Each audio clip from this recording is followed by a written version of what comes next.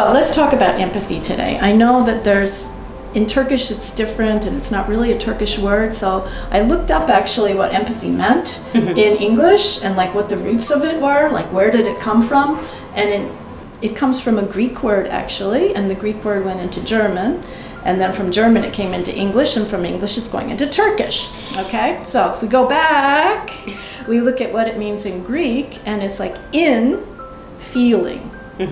So it's like feeling in yourself first, I think. You have to feel something in yourself, and you have to be aware of your feelings in yourself before you can feel empathy for another person. So it's in yourself and it's feeling. First, as a teacher, you have to be aware of your own feelings and what you're doing. It's an awareness.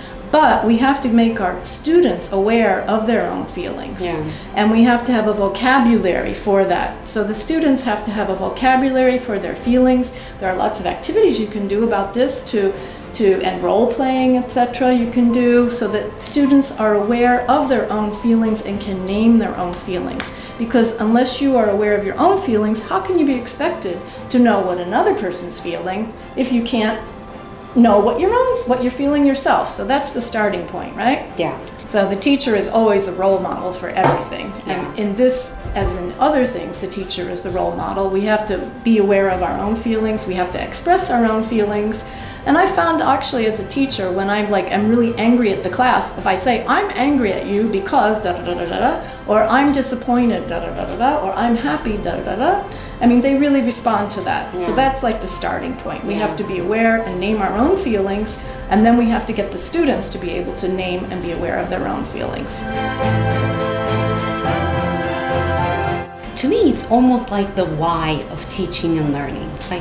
We're learning all of these skills. Like we're learning how to communicate with each other, how to manage our time, how to write well, how to read well. But why are we doing all of these things? Like, what am I going to do with all of this? Yeah. I mean, education is not just about, reading and writing and science and math and all this stuff. What we really need to do as educators is give our kids life skills for how to deal with the world, how to deal with other people, and empathy is one of these things. Yeah. I mean, of course, you have to be able to communicate with other people. You have to be able to, know what they're feeling, understand them, understand what's behind what they're doing. All this, but education, I think these are one of the main things that education really has to deal with, not just academics. Of course, academics are important, but real education is more than academics. How do your students respond when you do these activities in class? They love it. And first they think it's a little weird, but then they think, oh, you're really doing something about life. My experience is similar too. It takes some time, and when you first start it feels a little bit artificial. Yeah. Because it's so unlike anything that you would do in a typical class. Mm-hmm. But once you establish that rapport, and once you have your daily routines, like one of the things that we do in our classroom is to take a mindful minute. Making contracts, I think, is also very powerful.